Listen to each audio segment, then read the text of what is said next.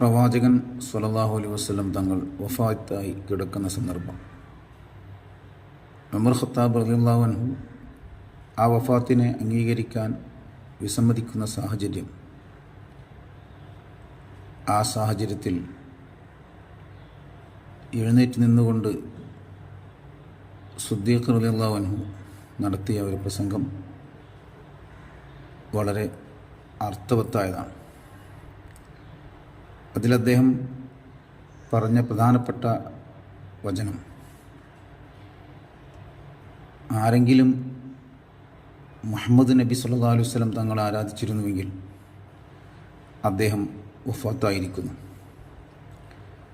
ആരെങ്കിലും അള്ളാഹുവിനെയാണ് ആരാധിച്ചിരുന്നതെങ്കിൽ അവൻ ഇപ്പോഴും ജീവിച്ചിരിക്കുന്നവനാണ്, അവനെ മരണം പിടികൂടുകയില്ല.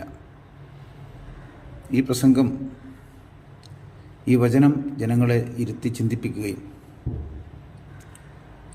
നബി സല്ലല്ലാഹു അലൈഹി വസല്ലമയുടെ വഫാത്തിനെ അംഗീകരിക്കാൻ അവരുടെ മനസ്സുകളെ പാകപ്പെടുത്തുകയും ചെയ്തു. ഇതുപോലെ പ്രതിസന്ധികൾ ഉണ്ടാകുന്ന സമയത്ത്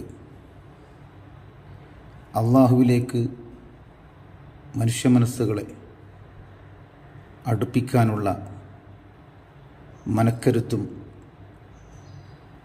ദൃഢതയും